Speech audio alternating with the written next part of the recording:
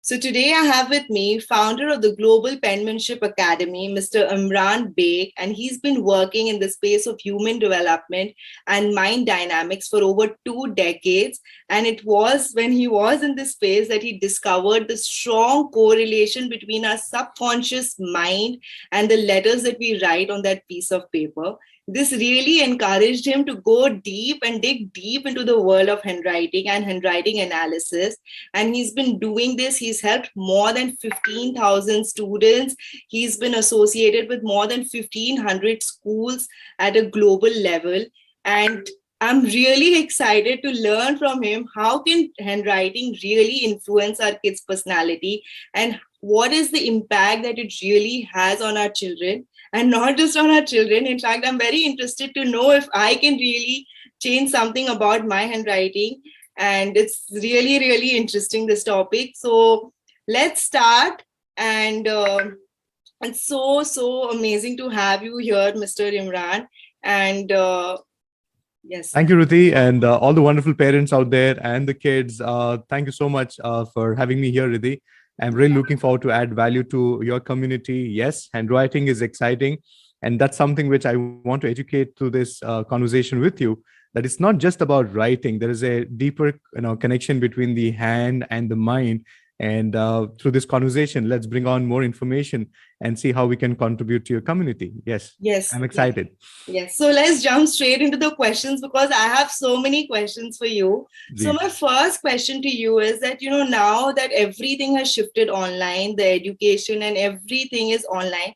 So as a parent, like I have a son, he's 5 years old, and I'm sure there are so many parents who are really struggling to get their children to write, because now kids are not going to school.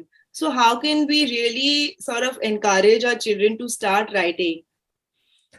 See, that's the biggest reality we need to be actually be present to. And I see most of the parents don't, they actually get present to this importance of writing. Okay, especially now it's because everything is online. They still have a one more reason saying that, okay, Imran, everything is online. My child not necessarily have to be writing now. The education system is changing and things like. But what they fail to understand is, dear parents and all the kids who are listening this, Yes. you know what, our education system is so that starting from an entrance exam to a nursery school to a higher school to even a professional program which your child is going to be enrolling into requires to be written. And you know what, even the highest competitive exam like the civil exams requires you to write for not only 3 hours but more than that. And if you're going to sit there and think, Imran, handwriting is not important, now you're depriving your child of a very important skill, because the research says the way you write letters, and if the child understands the anatomy of the letter formation, he has a better confidence over the letter pronunciation and also the spellings, rather than just clicking that button. So the way your brain behaves is different when you click that button and get the letter on the screen, and then you actually write it. So that's where everything has to change. So our approach towards writing has to be changed, because writing is a very important aspect of your academics. Right. Right. So what you're And trying to say is that it's very important for us as parents to first understand that it's really important for us to get them to write. Right. So that's one part of the question. But, like, how do we really encourage them to actually write? Because they really don't want to, now that they don't see anybody doing it. Even as parents, we are mostly working on our laptops or on our mobile or tablets. So there's very little writing that they are exposed to. So how can very we true. create that environment for them that they really want to write? Yeah, very true. Because as you rightly pointed out, children learn by seeing it. And if they don't see anybody else writing around them, including their parents, and everybody is, busy scrolling up and down to the screen and typing it on the system. Yes, children do learn by seeing, and the parents have to take the first step forward. That's why, whenever I work with children, I also make sure the parents also part of the conversation, and I want some contribution or one activity where the entire family is coming together and writing down. So earlier, at least, then the grocery list was made handwritten. At least the phone numbers were used to be written handwritten, but now everything is online, tap of the button. But that's the best way, is to be the reflection. If your child can see you writing and exploring different dimensions of writing, and he or she will naturally pick that up. Right, right. So that's really nice. And for me personally, I feel that when I'm writing, my thinking is much deeper. versus when I'm just typing it on the laptop. So whenever I write my blog articles or anything, that even if I'm writing a post for Instagram, I feel much more comfortable first doing it on a piece of paper. My thoughts actually flow very easily. And that's when, I can structure it and then type it out. But if I start writing it on a laptop, somehow it doesn't work for me. So is there some reason why this happened, or it's just me? No, what you mentioned right now is very natural, and that's how it is, and that's why we have a lot of references where when you write, you're actually adding more power to your thoughts, and that's why there are many sayings which actually goes on to saying 100 times reading is better than one time writing. One time writing is better than 100 times reading. So what you need to really understand is your brain and your hand has a huge coordination when you're actually writing. Handwriting sounds simple, but it's a very complex process, because there's so many muscles, so many bones coming into action. And I should tell you this: the blueprint of all your letter formation is in your brain, it's in your mind. And when you're writing, it actually comes together. That's why your flow of thoughts gets more better, because you're doing something which is so very natural, and that's why you don't experience the same thing when you're actually typing it out. Right, right. Okay. And my next question for you is that, like, for like, in the Indian education system, like how they teach in schools, they write letter A on one piece of paper and they expect the child to repeat it multiple times and fill that sheet of paper. Then they move to the next letter and you're supposed to write the whole sheet again. But do you think that's a good way to do it? Or, we should not really ask them to do it so many times? Because I feel that kids get very bored, or they start losing interest in the whole activity of writing because of having to do it so many times. So True. what would you Yeah, recommend? I completely relate to this question, because I want to tell you something. So there is a difference between handwriting improvement and handwriting development. Okay, Okay. and most of the parents and teachers don't get this right. And the question what you asked me is related to handwriting development. And dear teachers and dear parents, if you're listening to this, what I want to tell you is that allow the child to understand the letter first, and allow the child to develop his or her own style of writing letters. And the challenge and the biggest breakdown when it comes to making the child write is you bring in too many restrictions. I say he likhna hai, you need to hold it like this, and you need to actually get this thing in a similar way. Oh, when you bring in too many instructions, the child actually starts resisting, and that's why handwriting becomes boring. Allow your child to understand the concept. Okay, A should be appearing like that, and allow the child to pick up his or her own style, and then we can always fine tune it. But if you're going to duplicate whatever the teacher is writing down and things like that, no, it really does not resonate that way. Right. Yes, and this is a question which can be a very strange question, but it's something that I thought of. So I thought I'll ask you because you're an Please. expert at this. So, like, as kids, we are all taught how to write letter A, letter B, and there are 40 kids in the same class. They're learning the same thing. But as we grow older, we all develop such different ways of writing. Like now that we're learning the same thing, what we reproduce on that piece of paper should be the same, but it's so different for each one of us. So how does the transition happen automatically, learning the The same thing and doing something very different later? Thank you for that example, because I always use this when I'm actually educating the teachers. I do a lot of free training for teachers to bring in their awareness of writing. And I actually tell them, see, the same teacher who is emphasizing that the child has to write the copybook writing every day as part of the curriculum, and some of the kids are punished for not actually writing the copybook writing and as an assignment, as a record, and things like that. And the same very teacher during the examination can actually pick up the answer sheet and exactly tell who this answer sheet belongs to, because everybody writes differently. So Right. dear teachers and the parents, you're listening, no matter how much you emphasize the child to follow a particular pattern, the child will bring in his own style of writing. You know why? Your handwriting is as unique as your fingerprints. There's nobody else who can write the way you write, because the way you think, the way you process information, the way you actually learn, the way you take decisions is as unique as who you are. And that's what is reflecting in your handwriting too. And Right. that's why no matter how much you insist your child to actually write a particular way, he will definitely write, because that's how the thinking pattern is, and that's how the reflection will happen onto the screen or onto the paper what the child is writing. Right, right. Yes. And the next question that I have is that does our mood also influence how we write? Like, does our handwriting change based on our mood? I'm asking you these questions because it's difficult to find answers to these questions unless you've gone really deep into the subject. Because I feel that, I do gratitude journal every day in the morning. And Awesome. sometimes, like, I'm in a very good mood, in a very happy mood. So I was just going through my gratitude journal before this interview just to see my own handwriting. I noticed that my handwriting is different on different pages. It's not the same. So because every day you can't feel the same. So maybe on days maybe I was not feeling overly excited or happy about my day. I see that there is a difference in my handwriting. So is this true, or is this just me reading too much Oh into yeah, my own? definitely. Your mood and your state of mind has a lot to do with the writing. And I'm sure if you go back to your learning days when you're in the college, when you're writing a boring lecture notes, handwriting was completely different. And the same way if somebody is writing a love letter, the writing is different than actually what you're writing in the boring lecture. And definitely the mood and the state of mind actually reflects onto the handwriting and the way you write. But for an expert like me, for a person who is actually understanding letters, the stroke formation remains the same, and that's something which you need to really look at. So the face value, the handwriting looks different, but you know what, you have a blueprint in your mind, and no matter wherever you write, in whatever state you're in, the sum of the letters and the stroke formation remains the same. So the same way you, if you're writing it on the wall, or if you're writing on the door, or if you're writing on the paper, the stroke formation is something which you already have as a blueprint in your mind, and that remains the same, even though you see subtle changes in your writing because of your mood and your state of mind. Right.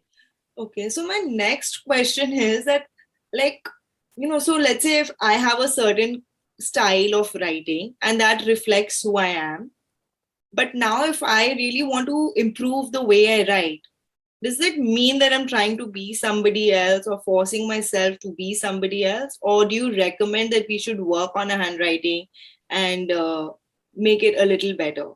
No, that's a very good question. Thank you for asking that, because what is important is first, dear parents and the kids, you need to understand what your handwriting is speaking about you. Because in the name of change, I don't want you to change something which is working for you. So that's where we pitch in. We want to educate parents about what your child's handwriting is communicating about your child. So the handwriting actually tells you what is your child's learning pattern. See, some children learn better when they see it. Some children learn better when they actually are, hand-holded, given instructions, couple of times you need to repeat it, but once they learn it, they tend to keep it for a longer time. So there are different thinking patterns, and handwriting reflects the same. And that's the idea. That's what I'm telling all the parents out there, that don't change or bring in improvisation in your handwriting of your child without even understanding what is required to be done. Right, right. So Because your handwriting reflects the way you think, the way you understand, the way you behave, the way you express your emotions. I have seen a lot of kids who are very, very hesitant. They're very socially selective.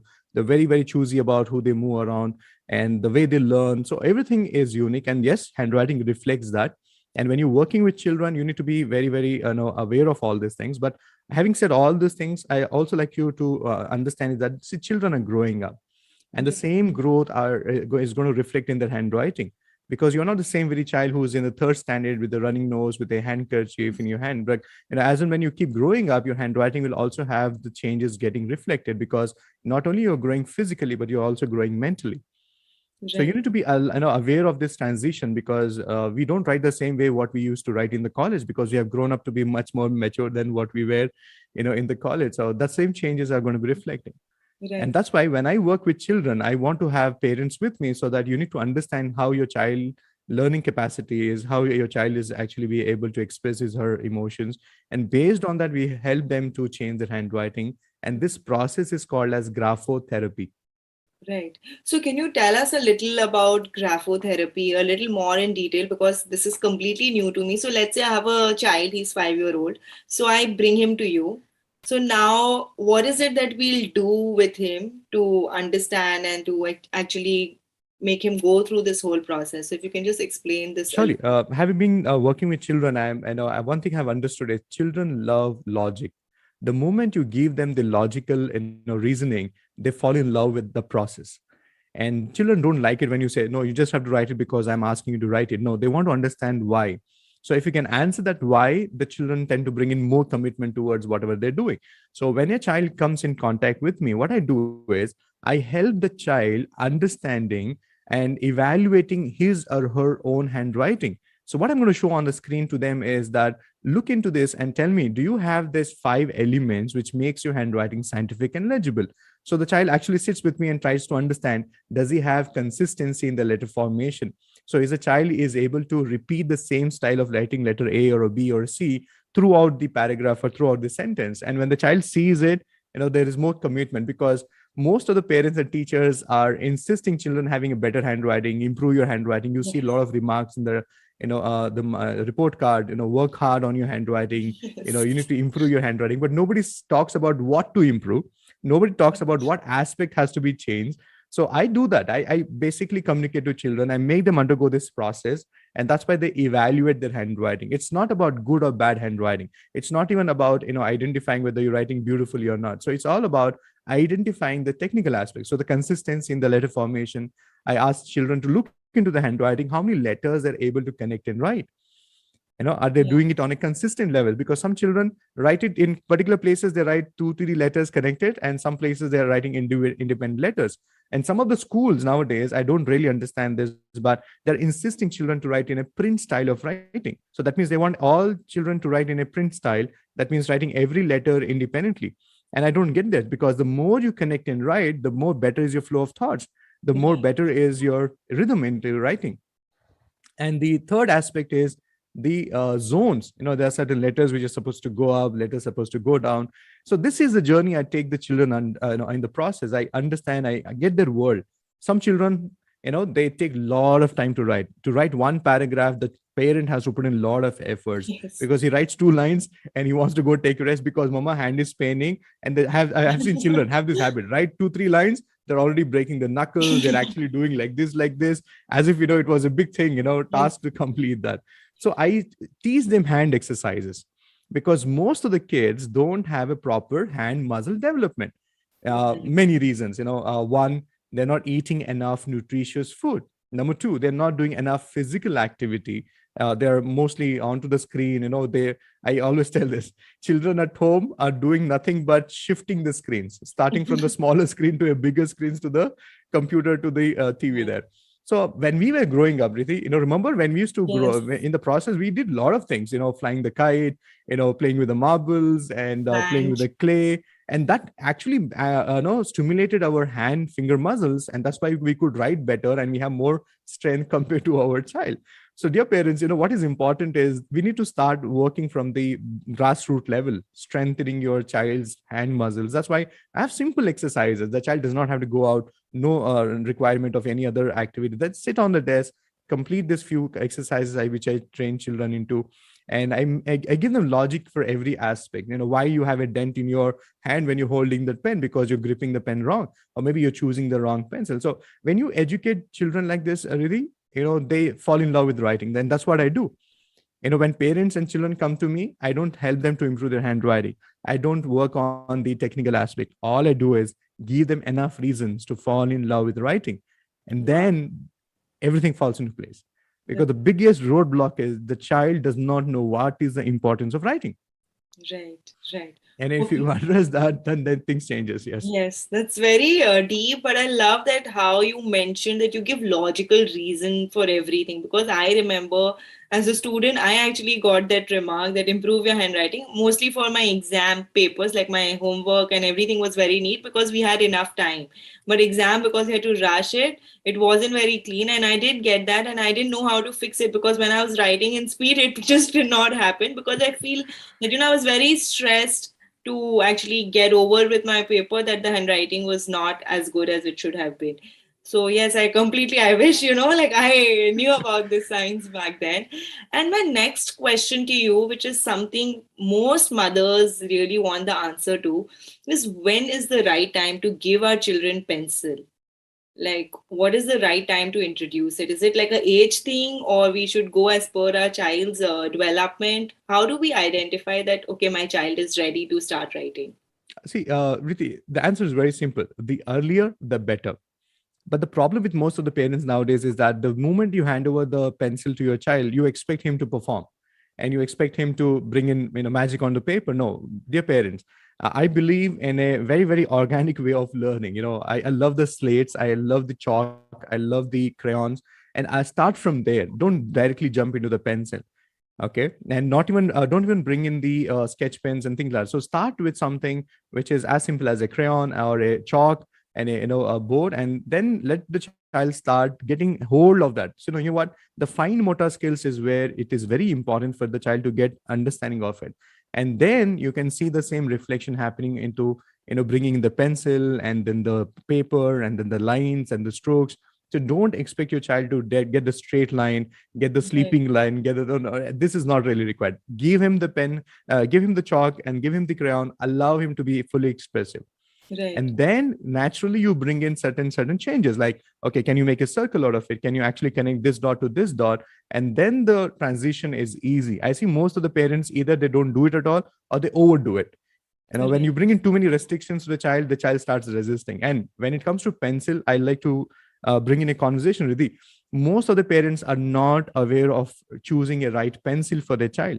Okay, they think buying a fancy pencil is better. Okay, buying a pencil with a lot of topping on the pencil, which is the fancy, or maybe the child likes it, that's why the child. No, dear parents, the length of the pencil matters, the shape of the pencil matters. Okay, Wow. and I have a concept related to erasers, I have a concept related to pencil. So you need to have a education into all these things. Right. Right. So Okay. So how do we know now? Now that you brought this up, please also give us the answer to this. What is the right length of the pencil, and what is the right type of pencil that we should be using? surely, I love to educate parents on this. See, first of all, let's start with the shape of the pencil. In the market you get a lot of pencils, and my suggestion is pick up a pencil which is hexagonal in shape or a round shape. Because most of the parents think buying a triangular shaped pencil is easy because the gripping is more better, the child finds it more comfortable. But dear parents, sooner or later your child has to transit from a pencil to a pen, and no pen comes in a triangular shape, all the pens comes in the round shape. So a hexagonal shape or a round shape pencil is always better. Number two, choose a pencil which is made up of a traditional wood. And nowadays you get a lot of smart materials used in making pencil. Now don't go for it. I see some something made up of plastic and and things like that, synthetic material, where the pencil tends to bend over a period of time. So Okay. don't buy that. Don't buy pencils with the eraser on the top of it, because it adds on to the weight of the writing, and the child actually gets more attracted towards using the eraser more often. Yeah, Right? this has actually happened with me just the other day. I changed my changed the pencil for my son because he used to write something and then started erasing it and writing. So there was more erasing than writing that was happening, just like you mentioned. Gee. So yes, so it's a hexagonal or a round pencil without a rubber topping. Yeah, That's the traditional pencils, the Natras, the Apsaras, and I don't like to mention any brand names, but yeah, anything which is traditional pencils is always better. And don't think about the environment. Imran, we are avoiding the wooden pencil because we are contributing to the environment. Don't worry, all this is recyclable, and there's so much which you are actually supporting the nature. There's nothing against that. right, right. That's a very nice thing.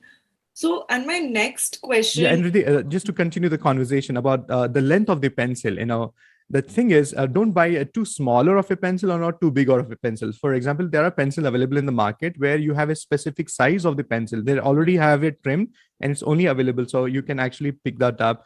And when you're using a pencil, so as the moment your pencil reaches a place where it has gone to this point, you see this, Right. stop using that pencil the moment it Okay. grows lesser than that, because this is going to hamper your child's handwriting. Use the smaller pencil for drawing and shading and other activity, but the moment it reaches this point, stop the pencil. It should always be higher, and it should be resting in this area when your child is gripping it. Right, right. Got it. So my next question is that how does a child handwriting actually reflect their personality? Because you've spoken a lot about this in your articles that the handwriting really is a reflection of our personality. So is there like a way of reading it? Do we have to go to an expert to understand how this works? Or can we also do it as parents at home? Yeah, my suggestion is to start, the parents should take in charge of this, so that you're the first point of contact to your child. And I don't believe in that. You don't have to go to get your child's handwriting analyzed, because one of the things I follow is I don't analyze handwritings of children until they reach a particular age, because the personality is under transition, right? They're still Right. growing up, they're still getting hold of the world and thing. But nowadays the children are getting mature very, very fast. They understand things much more, better than what we were at our age group of that. That's And true. yeah, as a parent, what you need to do is just be aware. What is your child's learning pattern? What is your child's ability to comprehend information? Do you see that your child is repeating the same mistakes again and again? Do you realize that the child requires you to be with the child when the child is actually writing? So all these aspects can help you to decode and support looking at the child's handwriting. So once you understand your child's learning pattern, it can make it easy for you to be more effective in supporting your child. And Right. now that you also know that, okay, your child's learning abilities like this, then you can actually support him. For example, most of the parents are not aware of certain learning disabilities, and they don't, Yes. because they're not aware of it, they don't try identify it in the early age. Okay, it's as simple as this. Most of the parents think that children have bad handwriting and they're searching for a handwriting improvement class. But I should tell you this: handwriting improvement class is not the solution for all the handwriting related problems. Okay, dear parents, there is something called as dysgraphia. Right. Okay, so dysgraphia is basically a disability where the child fails to put across what he knows here onto the paper. That's why there is a conflict in the PTA meeting. The parent and the teachers are always into this small argument. The parent says, ask my child, he knows all the answers, he will answer everything. And the teacher Right. says, ma'am, only when the child writes it I can give the marks. Yes. Right? And the dysgraphia is where your child is very good orally, but he is not as efficient as he is orally onto the paper. That means the letters are missing, sometimes the words are missing in the sentence, and sometimes the spelling is the problem, because that's the dysgraphia. You need to really understand. Having said this, dear parents, don't press the panic button. Don't really have to start looking at your child's handwriting and thinking he has a learning disability. No, no. Right. So allow us to be that source, and we will help you to resolve that. But what I'm bringing to your notice is that if you cross more than 7 years of age and then you want to fix all these things, it's too late. Yes, that was actually my next question. Like, what is the right time to actually intervene? So, like, sometimes we see that kids are writing most letters correctly. Like, for my son personally, he's writing most of the letters correctly. But sometimes he has a problem with P. So he'll write, like, a mirror image of the letter P. And then I just show him my eye that no, and then he knows that, he has to fix it. So he fixes it quickly. But this is a mistake that I see it's been recurring. It's not like it gets fixed. I have to actually point it out to him. So Ji. when something like this happens, so do I need to actually run to an expert or something that it can just be fixed with practice? Or No, it's just a practice. See, the child is getting present to different letters and in different sequence of letters. For example, if the P is getting repeated in a different scenario, if the first letter is a P, your child is more confident. When the P shows up in between the word, and that's where the yes, challenge is. yes, So yes, you got it right. Actually, this is what is really happening. Yes. yeah, so you just have to be present. See, allow your child a fair chance to understand the process of writing, and he's getting present to connecting different letters in different sequence of writing. So it's completely normal. And yeah, the right age is the earlier the better, but 6 years onwards is where you can start scrutinizing more about the handwriting aspect. But yeah, I can say that 5 years is also a good time to get started. And I'm really glad that you started early, Riddhi, because now you're able to get present to the challenges. Because most of the parents think, okay, when it is required, we'll take on. No, by the time the huge mental block the child has is about the writing itself. And if the child is not willing to write, then that's a bigger challenge to Right. deal with. Right. So my next question, like, so what I actually did, like for my son, I remember when he was just 1.5, 2 months old, I used to give him these white pages, white papers, and give him crayons and used to sit and scribble. And then, of course, there is so much feedback from different people. So a lot of people told me, don't do it, it's not good. It'll spoil his handwriting, it'll spoil the way he holds it. But I thought that he's having a great time and he used to just scribble. I was not even watching him most of the time. He used to just sit and scribble. And then he's very fond of cows, so I used to draw cows for him. And when he was just 2.5 months old, he could draw a cow. Like he could Two and a actually half years, you mean? two and a half years old. Yeah. he couldn't do anything. He didn't know how to write, and he could recognize the letters, but he didn't know how to write anything. But he could actually, because he had seen me draw it so many times, he could do it. So my question is, like you mentioned, the earlier the better. So what do you have to say, like, because there's so much information, like, in some schools they don't even start like holding the pencil for much later. Like in my son's school, they're not allowed to hold the pencil still, and he's almost 5. So they're only encouraged to use crayons. But I've been giving it to him for a really long time, so now there's no way that I can take it away from him because it's already done. And but what do you have to say? Is it okay, or we should follow one system? No, I'll make it easy for you. Every child has to pass through certain milestones. So when you see that, in the first 1 year and the 2 years, the child is actually focusing more on the gross motor skills. He's trying to get a walk around, move around, and grab things around. And the next milestone should be about where he is able to fine tune his fine motor skills, right? Where he's trying to grip certain things and, trying to button his own shirt or trying the lace or, getting that. So let's start from there. No, don't directly jump into giving him the crayon or the pencil. So when you find that your child has established a good fine motor skills where you have strengthened those muscles, then the crayons, then the no. So Okay. that's why before you hit the crayon button, you need to actually provide him dough. You can actually do the dough. Don't buy the dough which is available in the market, because it's again made up of a lot of chemicals, and sometimes the children tend to have it swallow it when they're actually playing with it. घर में जो हम लोग रोटी बनाते हैं तो उसका आटा Right. भी चलेगा, and Huh. the natural clay which is available, which is also good for nature. So those things is a good idea. Ask him to make small balls out of it, shapes out of it, and then you strengthen the muscles of your child's hand. Then you bring in the crayons and the colors and everything. So Right. that's the right approach. And what you did with your child, nothing wrong about it at all. Right. And that's the thing about it. See, when we were growing up, we had one source of information, but now you have so many people, Yes. so many people who are claiming to be an expert. They have their own, aspects. They want to bring in their own approach towards it. What worked for my child, I'm looking at it. And that's how it is. And I always tell these parents, you know what? Your first child is where you have done all the possible experiments with your child. And the Yes. second child, you're more subtle and more understanding and things. So, Right. all that you have to do is go slow on that. That's all I can tell you. Right. Yes, I think when we were growing up, there was only one expert, Papa, Mummy. Like, they know the best. They don't want any advice. They'll just do what they feel is right. And I feel, yes, it did work. But yes, so, okay, so I've asked so many questions. Now, my last question for you is that I'm a parent. If I want to come to you, is there anything that you have for me, like for me to learn from you? So that I can help my child directly, or it's always like I have to come with my child to you? You have the choice. What I normally tell you is, if your child is 6 years of age, or reaching 6 years, please enroll your child into my program, and in the process the parents get to attend for free.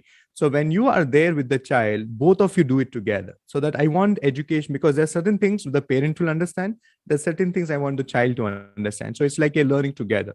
Because when I'm talking about choosing the right pen based on your finger size, nail shape, I want the parent to understand that, so that you can support your child when the child is growing up. You can actually support the child in transiting from pencil to pen. And when you meet me, I basically spend 3 days in with your child. And when I say 3 days, it's a 1.5 hours of a session. And if you're thinking, Imran, 90 minutes, how will the child look into the screen? And then don't worry, my program is where the child will just not sit there and stare at the screen.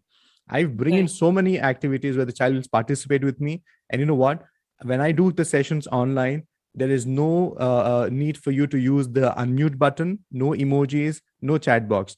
The child communicates using the hand gesture. So S, okay, super S, no. So I communicate. I bring the communication alive with the child using his non-verbal communication, which most of the children are not really aware of. And then I talk about topics like how to sit, what is the distance between the desk, what type of chairs to use. Nowadays, most of the Wow. kids are looking for cushion wala chair or the wheel wala chair with the recliner and things like that. No, all these things is going to spoil the approach towards the child, right? Because dear parents, your child has to go back to school sooner or later, Right. and school में ये सब चीजें नहीं मिलेंगी, right? Right. So I bring in education, which some of the things the parents need to understand. And one of the biggest thing is, stop using erasers, dear parents. And I cover all these things during my 3-day program, which is for 90 days each. And I tell them, and most of the parents come to me, Riddhi, saying that my child writes very slowly, Imran. He takes a lot of time, ever to write one paragraph. I tell them, see, Right. speed is one aspect, but apart from the speed, your child should have two more things. One is legibility, and the third one, nobody speaks, is comprehension. I don't want your child to fill in notes, and then when the exam dates are announced, your child is busy reading through the same notes. But don't you remember the idea about writing notes was not to do hard work, right? Right.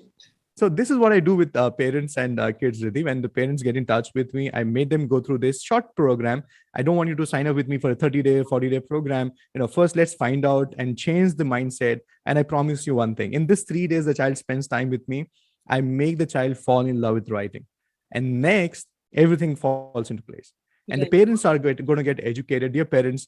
And the reason why I'm asking you to listen to me is because I have worked with some of the largest pen manufacturing companies, the stationery manufacturing companies. I have curated programs where more than 1,500 schools across India, Pan India, have education about choosing the right pen, right pencil. It's not about buying a pen, ink pen, or a ballpoint pen or a gel pen. No, there are concepts beyond that. And Right. positioning the paper, sitting, all this matters. Ergonomics is right, Nidhi, because most of the Right. parents fail there. They're focused more on the getting the handwriting right.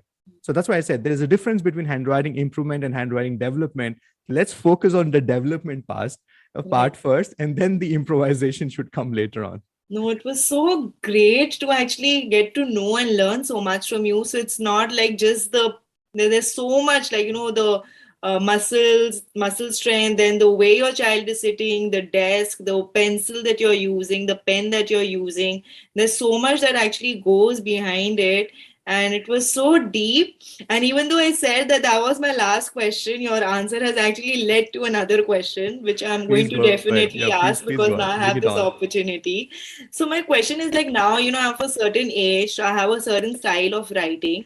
So do you also recommend that parents should continue their journey of trying to improve their handwriting? Because once we become parents, our complete attention shifts to our children, and we are always focused on unka handwriting theek karte hain, let's try to get them to write better, but we've completely lost track of our own handwriting.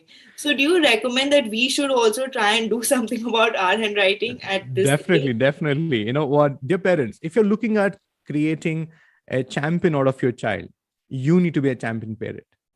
Okay, let me say this again. If you're looking at creating a champion out of your child, you need to be a champion parent. And for that, you need to keep updating and upgrading yourself. That's why I do pay program for parents exclusively, where I educate them. First, find out what your handwriting is speaking about you. And it's not only about handwriting improvement for parents, it's about graphotherapy, because I help you to empower your mind. And once you understand how you are thinking, what is your expression quotient, and then the same is a reflection, or you have it with your children. So I spend a lot of time with parents educating them. And it's not about handwriting improvement for parents, it's about more of graphotherapy. Because see, really the process is very simple. Graphotherapy is, grapho is letters and the lines, and the therapy is a systematic approach. So when I have to move my hand like this, Riddhi, my Right. brain has to send signals to my hand muscles, and that's why the movement is happening. So what we do is we're using the same process and reversing it back. Right. So when you write letters, it influences your subconscious mind. So parents, when they attend the program, they realize about the certain strengths they have, the fears and defenses they have developed, and certain belief system which they need to change about aspects related to life. And that's a beautiful journey, and that it does not take much of your time, dear parents. And I always appreciate if you're looking at updating yourself, and that will be reflection the same your child will have it. Yes, Okay. That's wonderful. And it was so lovely hosting you and learning so much from you. pleasure is So, mine. yes, yes. Also, if you could just tell us where can they find you, the parents, like you've spoken so much about it. So, if we really want to find you, where can we find you? If you can just mention all the sources where we can get in touch with you. Surely, parents, you can find me on the internet. Imranbeg.com is my website, and you can also look into my academy. We are known as Global Penmanship Academy. Is a website available. I'm also available on Instagram, and I'm sure Riddhi will add up into her Yes. post in the below. You can always reach out to me. I'll be happy to look, because one thing I realize is, dear parents, that I've been into this field from past 17, 18 years, and thanks to the pandemic, I'm available online. And all this, all my programs, I was able to shift it to from the offline to the online phenomena. And one of the best things, really, what I follow is, I still want to have a hybrid model. What I do is Right. I send across physical books to kids if they want to work on the handwriting, and I help them using the online platform like Zoom and other places. And that's how I still work. So dear parents, if you're looking at a scientific approach towards handwriting development, yeah, please reach out to me. Let's meet for a 3-day program. For a I do that on a, once in 15 days, and later on then we can discuss whether your child requires a longer duration program or not. Right. Thank you so much. It was great having you here, and I'm definitely getting you back again in the future to learn more about this in detail. It Pleasure was is mine, Riddhi. yes, Yes, in the future we should be connecting again. Let's discuss about how to choose a right pen or a pencil, or yes, maybe we have one session where we're going to be talking about the ergonomics, what the child should yes. be following. What kind of copies to use also, whether we should use those 4-line copies or those single line copies or a blank sheet of Yes, paper. I'll There teach you is how so to write much. in all the formats of writing. And yeah, we can have a lot of topics, like one topic on hand exercises, one topic on finger flexion exercises. Okay, hand exercise is different than finger flexion exercise. So there are many dimensions to it. We can definitely explore that. Yes, yes. Thank you so much. It was great having you on my show. Pleasure is Thank you. mine. Pleasure is mine. Thank you.